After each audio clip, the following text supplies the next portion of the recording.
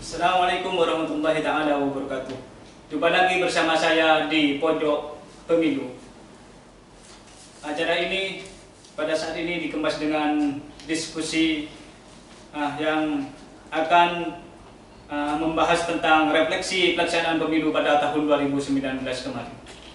Saya sengaja menghadirkan dua narasumber penyelenggara pemilu Kabupaten Pamekasan, yaitu Ketua KPU Kabupaten Pamekasan, Bapak Muhammad Halili, dan juga Ketua Bawaslu Kabupaten Pamekasan, Bapak Abdillah Saidi. Nantinya dua pemateri ini akan mengupas tuntas tentang penyelenggaraan pemilu pada tahun 2019 kemarin.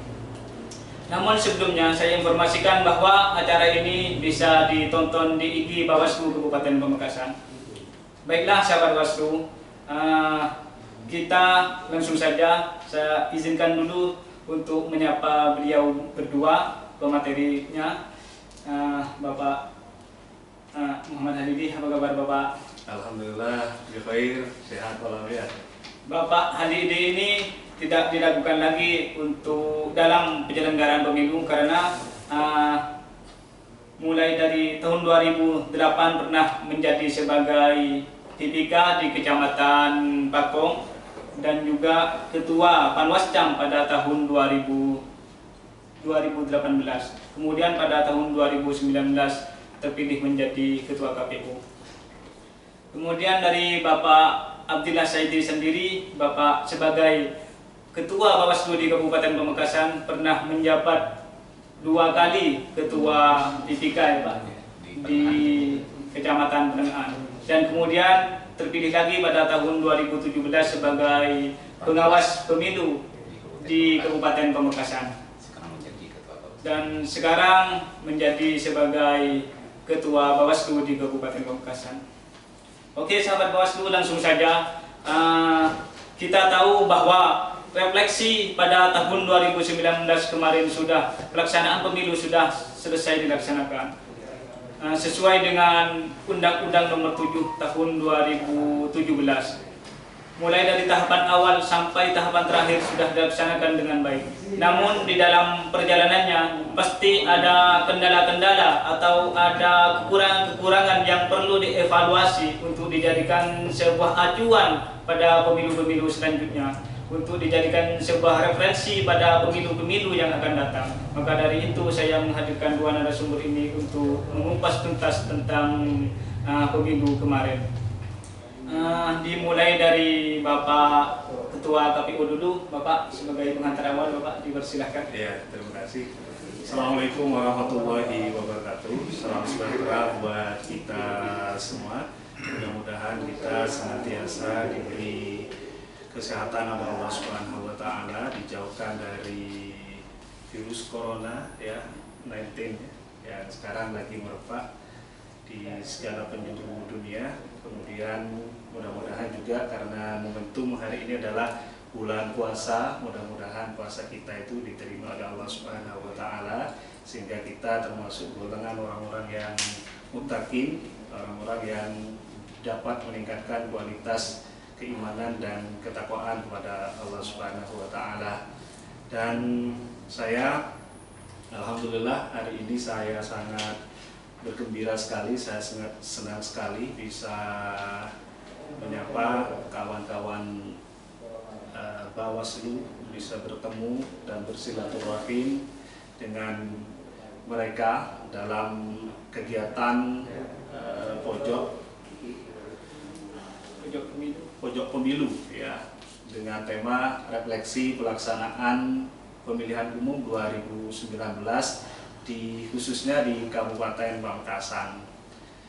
Pelaksanaan pemilu 2019 itu tahun lalu kita laksanakan, dan mungkin pemilu 2019 itu adalah pemilu yang sangat unik, mungkin satu-satunya di dunia, karena penyelenggaraan pemilu 2019 itu bersamaan dilakukan secara serentak, kemudian menggabungkan antara pemilihan legislatif dengan pemilihan presiden.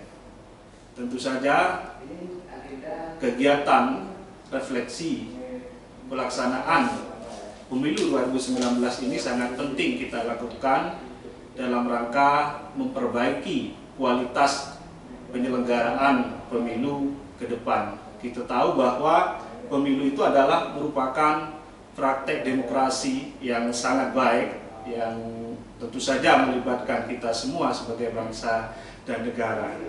Sebagai kita pahami bahwa untuk merealisasikan cita-cita bangsa dalam mewujudkan masyarakat yang adil, makmur, dan sejahtera itu dimulai dari penyelenggaraan pemilu. Jadi pemilu itu sangat penting, tidak hanya sekedar ritual rutin 5 tahunan untuk memilih orang kemudian menempatkannya pada lembaga yang semestinya, namun juga sebagai perjalanan yang akan menentukan masa depan kita. Jadi misalnya pada saat pemilu kita itu memilih pemimpin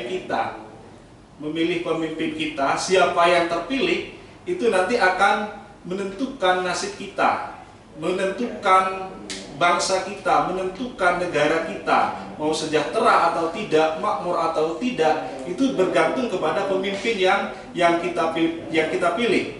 Nah, pemimpin yang kita pilih itu bergantung kepada pelaksanaan atau proses pemilu yang dijalankan. Apakah pemilunya itu berlangsung secara luber, jujur, dan adil atau tidak. Oleh karena itu, maka ketika ada momentum pemilu itu, maka kita jangan menyia-nyiakan kesempatan besar itu untuk memilih pemimpin yang terbaik. Itu tadi pandangan sementara dari Bapak KPU sebagai penyelenggara teknis. Kemudian dari sudut pandang Bapak Abdillah Saidi sebagai penyelenggara pengawas, bagaimana Bapak? Baik, terima kasih. Assalamualaikum warahmatullahi wabarakatuh. Bismillahirrahmanirrahim. Alhamdulillahirabbil alamin. Wassalatu wassalamu ala asrofil anbiya'i wal mursalin sayyidina Muhammad wa ala alihi wa sahbihi ajma'in, amma ba'du. Yang saya hormati Ketua KPU Kabupaten Pamekasan Bapak Muhammad Fadili, dan yang saya banggakan staf Bawaslu, ada Saudara Ahmad Basori dan Muhammad Saleh. Yang saya hormati tokoh masyarakat, tokoh agama, tokoh ulama, dan warga masyarakat Kabupaten Pamekasan. Syukur alhamdulillah kami panjatkan pada Allah, kita masih diberi kesehatan, kesempatan untuk melakukan kegiatan di pagi hari ini. Walaupun kita masih dibayang-bayangi oleh adanya wabah virus COVID-19 ini, tetapi semoga tetap semangat untuk melakukan kegiatan yang bermanfaat. Terutama momentum bulan suci Ramadan ini kita isi dengan hal-hal yang positif, termasuk juga terkait dengan pemilu di Kabupaten Pamekasan. Maka dari itu kami Bawaslu Kabupaten Pamekasan mengajak kepada masyarakat Kabupaten Pamekasan untuk mengulas terkait pelaksanaan pemilu tahun 2019 kemarin. Kita semua diminta untuk menyampaikan informasi, menyampaikan data-data penting terkait dengan pelaksanaan pemilu tahun 2019 kemarin. Ini sebagai pembelajaran, sebagai edukasi politik untuk pemilu ke depan, sebagai referensi bagaimana pemilu lebih baik lagi. Maka dari itu, kalau kita melihat pelaksanaan kemarin, secara umum memang pelaksanaan pemilu tahun 2019 di Kabupaten Pamekasan berjalan lancar, sukses, aman. Tapi kami Bawaslu Kabupaten Pamekasan punya catatan-catatan penting yang harus disampaikan kepada masyarakat untuk diperbincangkan, didiskusikan, dan ini menjadi edukasi politik nanti ke depan. Baik Bapak Ibu sekalian yang saya hormati, kalau kita melihat dari pelaksanaan pemilu itu, saya sering menyampaikan bahwa pemilu yang baik itu bisa dapat ditentukan oleh 3 unsur. Siapa 3 unsur itu? Yaitu yang pertama penyelenggara pemilu, yang kedua kontestasi, yang ketiga partisipasi masyarakat. Dan 3 unsur ini punya peranan penting dan harus mematuhi sesuai dengan ketentuan, sesuai dengan undang-undang yang berlaku. Seperti Undang-Undang Pemilu, PKPU, dan Perbawaslu. Kalau tidak, maka jangan harap pemilu itu berjalan sesuai dengan harapan kita bersama. Dilihat dari penyelenggara pemilu, waktu pelaksanaan pemilu tahun 2019 kemarin, saya melihatnya memang dari semua tahapan, hampir semua tahapan itu berjalan sesuai dengan aturan. Tetapi di akhir tahapan itu, di hari pemungutan dan penghitungan suara, ada sebagian penyelenggara pemilu itu terkontaminasi oleh pihak-pihak yang punya kepentingan, oleh partai politik, oleh calon itu sendiri. Sehingga banyak permasalahan-permasalahan di waktu tahapan terakhir itu. Jika penyelenggara pemilu sudah ada semacam dipengaruhi oleh kepentingan partai politik atau calon, maka timbullah permasalahan-permasalahan seperti halnya pelaksanaan pemilu tahun 2019. Sehingga masyarakat itu banyak yang komplain, masyarakat banyak yang mengadu, melaporkan ke Bawaslu Kabupaten Pamekasan. Setelah kita amati, ternyata memang ada faktor. Yang pertama, ada faktor kesengajaan, merubah data dari data yang asli dimanipulasi. Ada faktor tidak sengaja, ada kesalahan input, ada kesalahan baca, ada kesalahan penulisan, banyak hal di waktu itu. Makanya mumpung ada KPU, untuk pelaksanaan pemilu berikutnya betul-betul nanti untuk merekrut penyelenggara pemilu harus hati-hati mencari penyelenggara pemilu yang betul-betul berintegritas dan independen, tidak mudah dipengaruhi oleh peserta pemilu maupun pihak-pihak yang punya kepentingan ini. Sehingga di waktu itu muncul permasalahan-masalahan dari masyarakat. Ada bahasa masyarakat, ungkapan masyarakat, menang di TPS, kalah di PPK, menang di KPU. Sebaliknya lagi, ada di daerah lain itu kalah di TPS, menang di PPK, kalah di KPU. Itu permasalahan-permasalahan. Ya karena faktor itu, ada kesengajaan, ada salah satu penyelenggara yang sudah tidak menjalankan sesuai dengan aturan. Itu dilihat dari penyelenggara pemilu.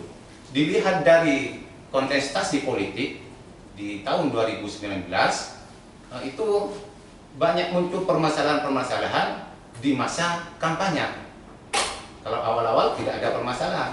Loh, di masa kampanye inilah peserta pemilu banyak yang melakukan pelanggaran-pelanggaran, baik itu mencuri sekat, kampanye di luar jadwal, baik di media maupun di online, sehingga kami dapat memanggil peserta pemilu, termasuk media, termasuk KPU di waktu itu, dimintai keterangan, diklarifikasi hal tersebut. Yang banyak muncul pelanggaran itu terkait dengan APK yang tidak sesuai dengan ketentuan yang sudah ditetapkan oleh KPU, pelanggaran zonasi, itu banyak sekali, sehingga banyak masyarakat yang komplain, peserta pemilu komplain ke KPU, ke Bawaslu, termasuk ke KPU. APK saya kok diturunkan, padahal saya sudah banyak mengeluarkan uang, biaya saya sudah banyak dikeluarkan. Setelah saya jelaskan, ternyata itu banyak yang tidak paham terkait dengan aturan itu, ketentuan-ketentuan itu. Yang setelah kami analisa, ternyata memang banyak dari peserta pemilu tidak paham aturan. Ada juga yang pura-pura tidak paham. Orangnya tahu, pura-pura tidak tahu karena mencuri strategi sebenarnya. Yang kedua itu hasil dari sosialisasi dari KPU untuk penyampaian ketentuan peraturan, baik itu peraturan kampanye atau zonasi, peletakan APK.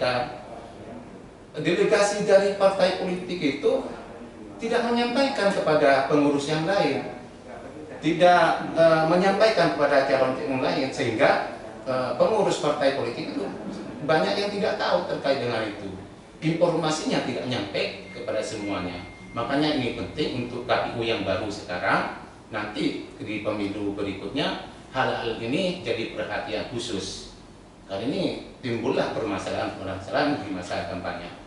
Di masa pemungutan dan penghitungan suara juga banyak permasalahan di kontestasi politik itu, karena didasari dengan ada permainan-permainan memang peserta pemilu yang ingin menang, baik menggunakan kekerasan, kadang-kadang menggunakan iming-iming, bahkan kadang-kadang dilakukan oleh tim suksesnya. Tim suksesnya berjanji satu desa 1000 orang, ternyata kenyataannya dapat 100. Itu tim suksesnya merasa malu kepada calonnya sehingga dimanipulasi, dirubah data-data itu. Itu yang sering terjadi di Kabupaten Pamekasan. Dilihat dari partisipasi masyarakat, saya melihatnya di pemilu kemarin tahun 2019 banyak partisipasi masyarakat itu kurang maksimal. Banyak warga masyarakat Kabupaten Pamekasan setelah mencoblos atau memberikan hak suaranya itu langsung pulang, tidak menjaga hak suaranya, apakah suaranya itu aman atau tidak. Padahal ini penting untuk kepentingan pemilu yang bersih dan berjalan secara demokrasi. Itu penting untuk dijaga, diawasi. Suara saya jangan sampai hilang, suara saya jangan sampai dipergunakan oleh orang lain, maksudnya itu. Ini penting dari partisipasi masyarakat untuk melakukan pengawasan, termasuk pelanggaran-pelanggaran yang lain. Itu penting sebenarnya masyarakat untuk mengawasi pelaksanaan pemilu yang betul-betul yang diinginkan oleh masyarakat. Sekarang gampang, sudah canggih, tinggal foto, direkam melalui HP-nya masing-masing sebagai alat bukti, nanti diadukan ke Bawaslu, baru Bawaslu memproses hal itu.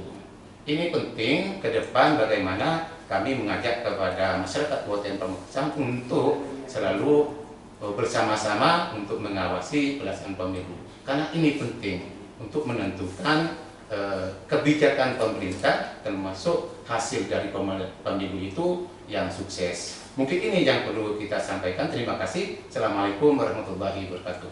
Waalaikumsalam warahmatullahi wabarakatuh. Baik Bapak, kembali kepada Bapak Muhammad Halili sebagai penyelenggara teknis Bapak. Menurut Bapak, bagaimana kualitas penyelenggaraan pemilu pada tahun 2019 kemarin Bapak? Kalau bicara tentang kualitas penyelenggaraan pemilu, maka saya pikir itu sudah semakin baik ya.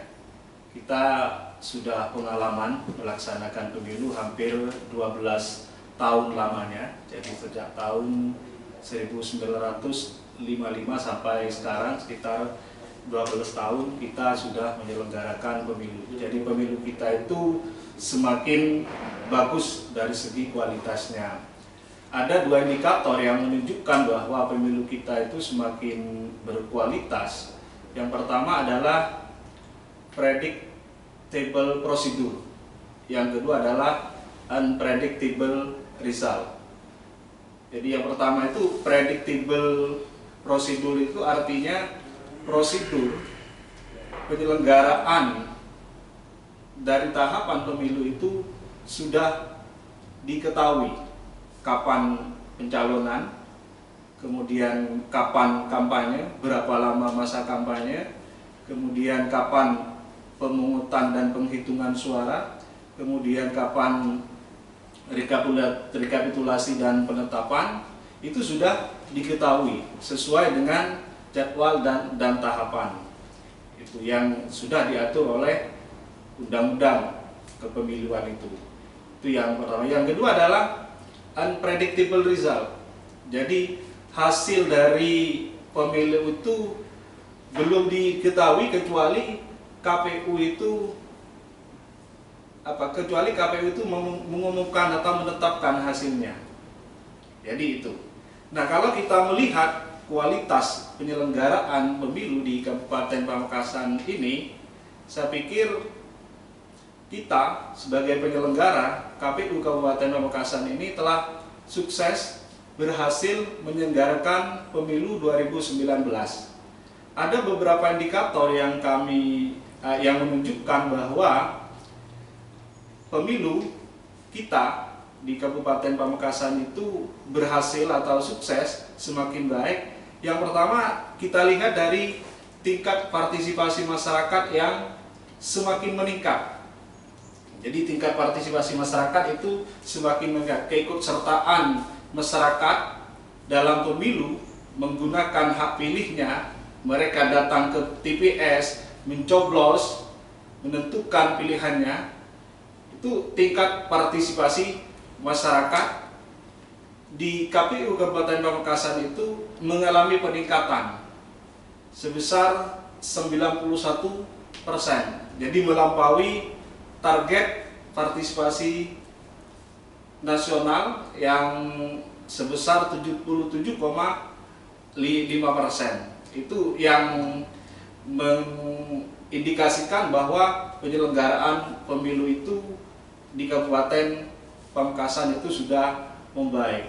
Nah, usaha-usaha yang dilakukan KPU dalam rangka meningkatkan kualitas partisipasi masyarakat itu, ya diantaranya dengan cara melakukan sosialisasi dan pendidikan politik, kemudian pendidikan tentang nilai-nilai demokrasi dan kepemiluan kepada pemuda, kepada kaum perempuan, kemudian tokoh-tokoh masyarakat, dan lain sebagainya. Di samping itu, KPU juga sering berkoordinasi dengan stakeholder yang ada di Kabupaten Pamekasan, terutama Bawaslu, kemudian LSM, kemudian pimpinan partai politik, bagaimana mengedukasi masyarakat itu supaya mereka antusias untuk hadir menggunakan hak pilihnya ke TPS. Itu yang pertama. Jadi kita katakan bahwa pemilu di Pamekasan itu semakin baik karena tingkat partisipasinya itu 91% itu. Jadi baik itu pemilu legislatif maupun pemilu presiden itu yang pertama.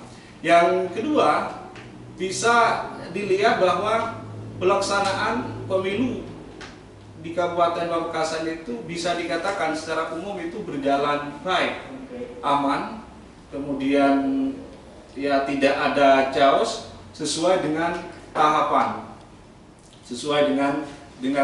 Jadi masyarakat itu merasa aman, tidak terjadi chaos, mereka tidak merasa terintimidasi, kemudian tidak ada hambatan-hambatan yang mengakibatkan tertundanya pelaksanaan pemilu tanggal 17 April 2019 itu. Jadi dengan kondisi yang seperti itu, maka saya katakan bahwa penyelenggaraan pemilu di Kabupaten Pamekasan itu sudah bisa dikatakan semakin berkualitas. Tentu saja ada beberapa kekurangan yang perlu kita perbaiki untuk pemilu ke depan.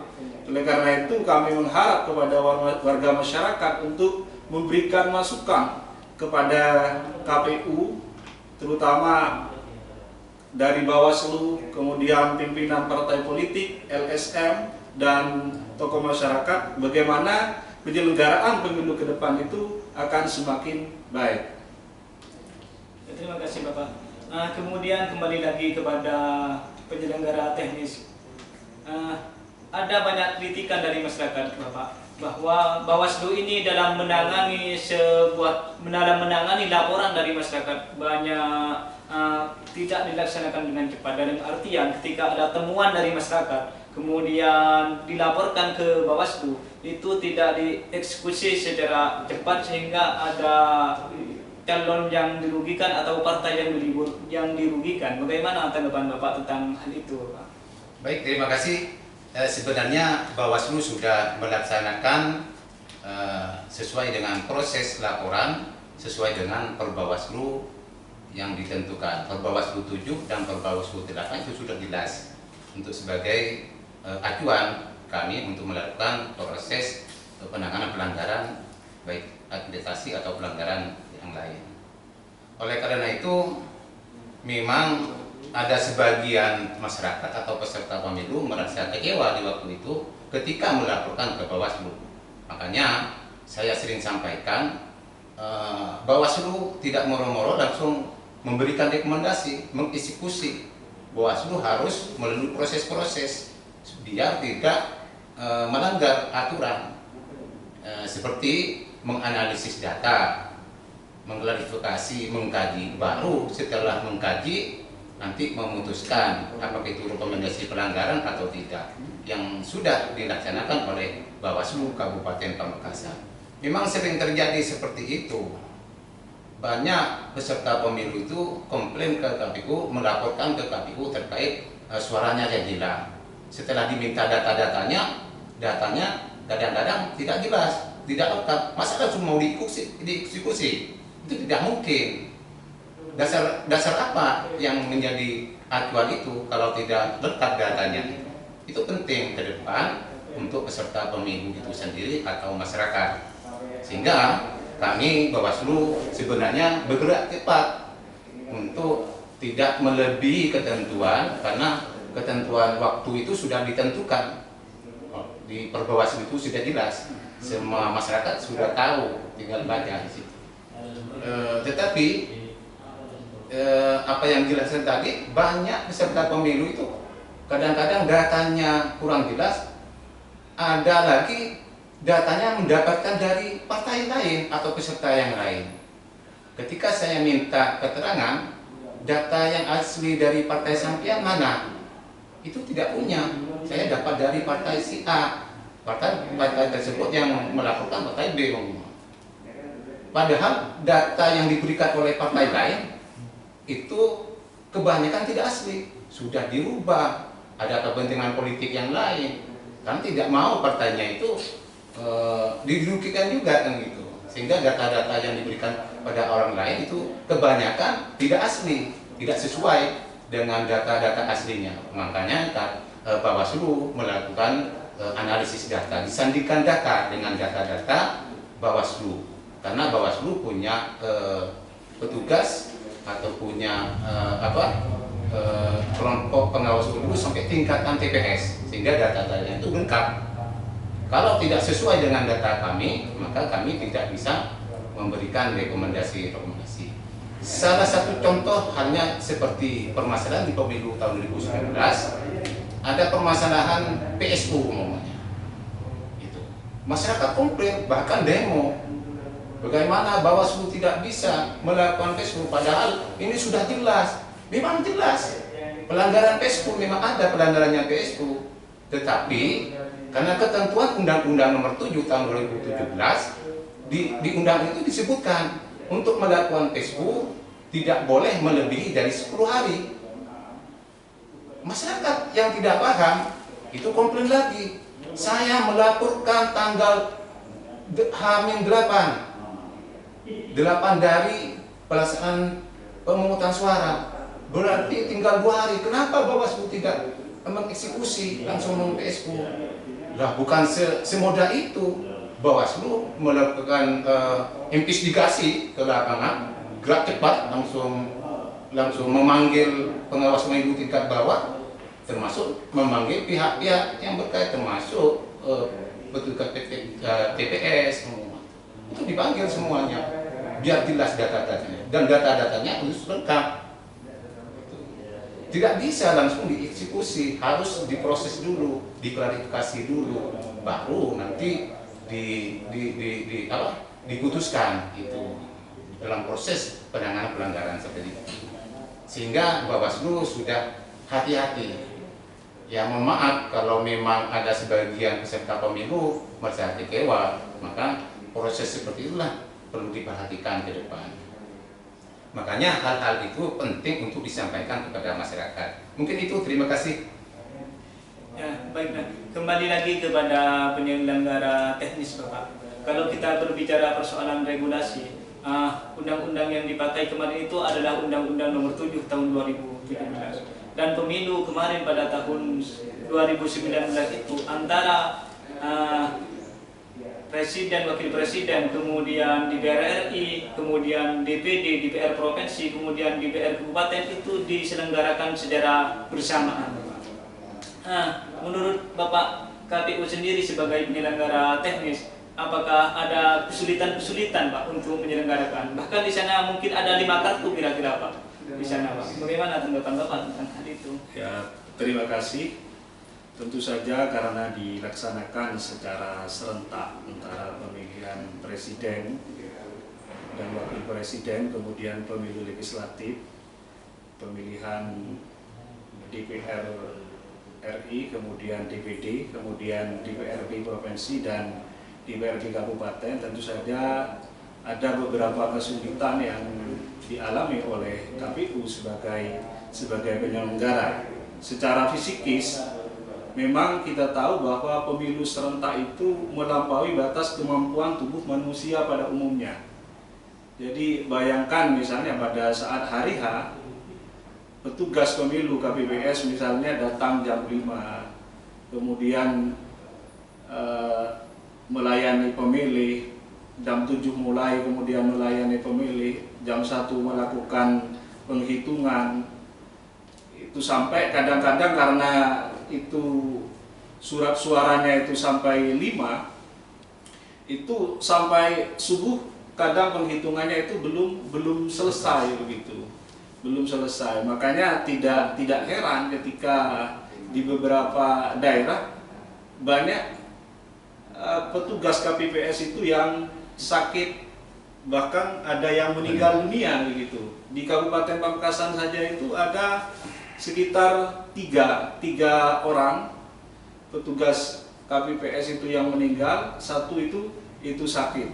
Nah itu jadi secara fisikis memang itu sangat membebani kepada petugas atau penyelenggara pemilu di bawah itu. Yang kedua itu secara teknis juga melampaui kapasitas KPU dalam menyediakan logistik dan melayani pemilih. Jadi makanya tidak heran ketika ada beberapa logistik yang kekurangan. Jadi ketika menghadapi seperti itu, solusinya KPU ketika ada misalnya 1 TPS itu kekurangan, itu maka disuruh minta kepada TPS terdekat atau TPS yang lain, karena memang persediaan logistik pemilu terutama surat suara itu kan selain dicetak sesuai DPT itu ditambah 2% itu sebagai cadangan. Yang ketiga, sistem itu juga membuat kesulitan bagi masyarakat pemilih untuk menentukan pilihan, karena ada 5 surat suara. Mereka datang ke TPS, buka surat suara yang begitu besar, mereka kesulitan untuk menentukan pilihan. Ya, nah itu kendala-kendala yang dihadapi oleh penyelenggara di pemilu serentak 2019 ini. Terima kasih. Ya, kembali kepada penyelenggara pengawas Pak. Kalau kita tahu berbicara persoalan politik tidak lepas yang namanya dengan money politik, Pak. Ada banyak perkataan dari masyarakat bahwa siapa orang yang beruang atau siapa orang yang banyak uangnya, itulah nantinya yang akan terpilih menjadi terpilih di dalam pencalonan tersebut, Pak. Dalam artian seakan-akan asas dari pemilu itu langsung, umum, bebas, rahasia, dan jujur, adil itu tercederai gara-gara money politik itu, Bapak. Bagaimana Bapak menanggapi tentang pernyataan itu, Bapak, sebagai pengawas pemilu, Bapak? Baik, terima kasih. Sebenarnya hal itu tidak ada yang tercederai sebenarnya.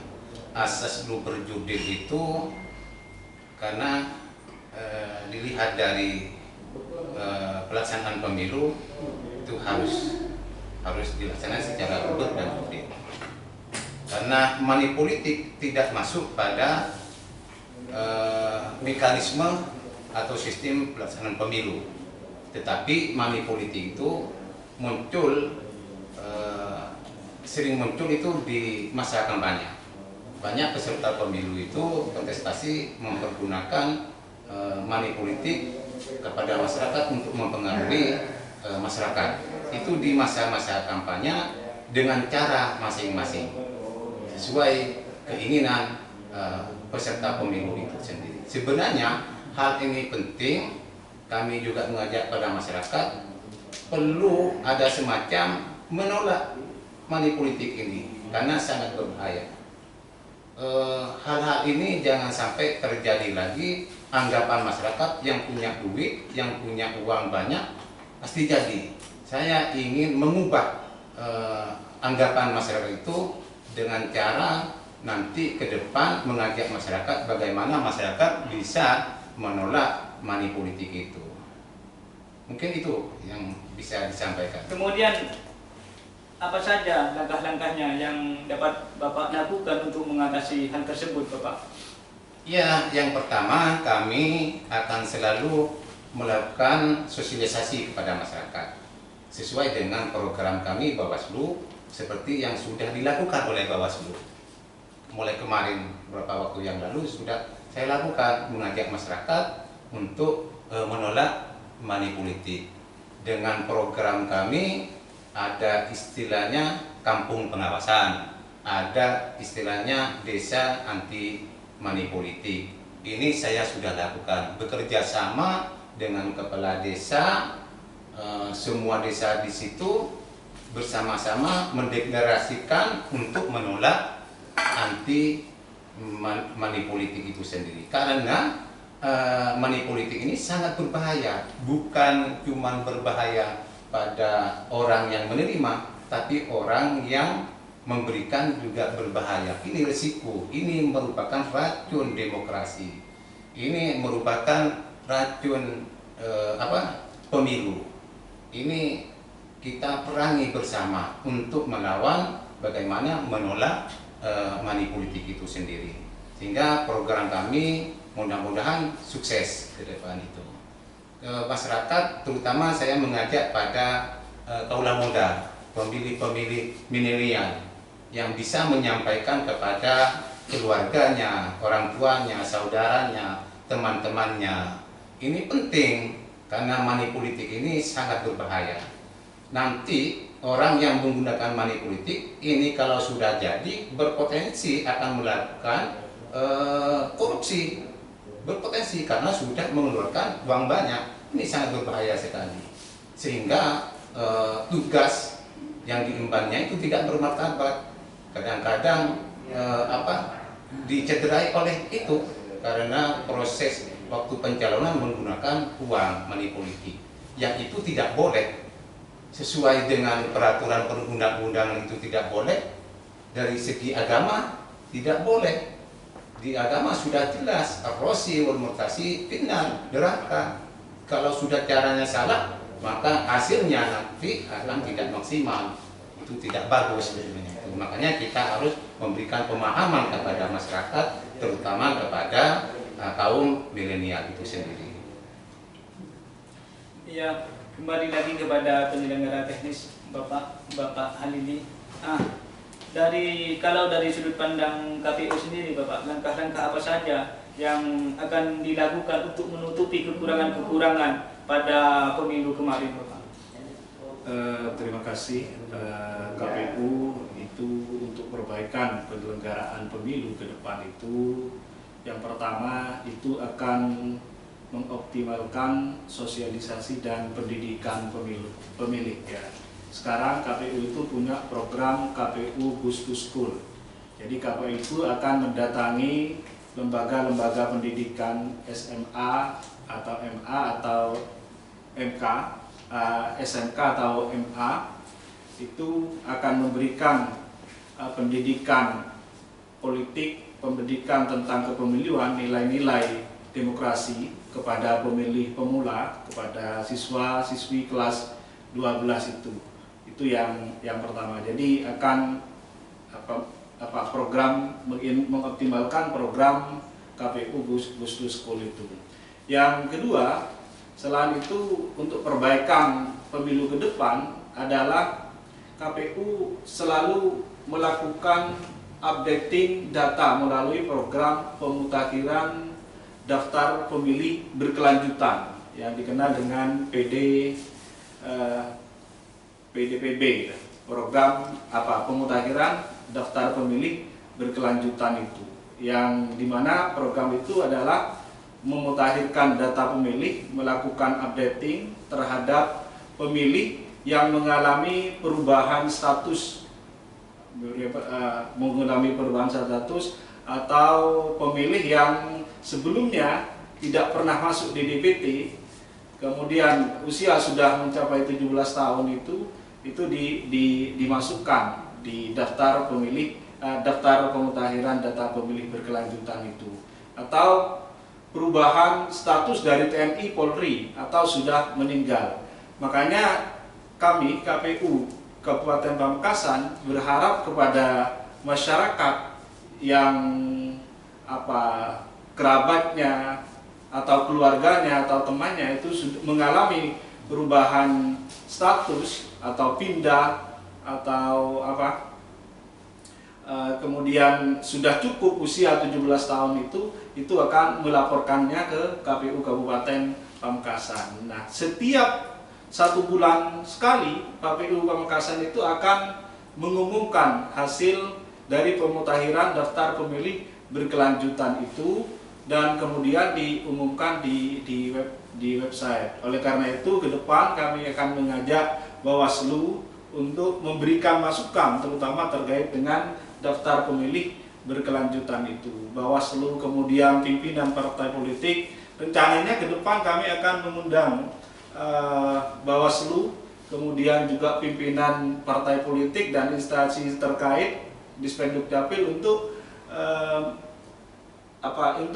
membahas tentang pemutakhiran daftar pemilih berkelanjutan itu, karena kami menginginkan ke depan persoalan DPT itu tidak menjadi persoalan yang berkelanjutan.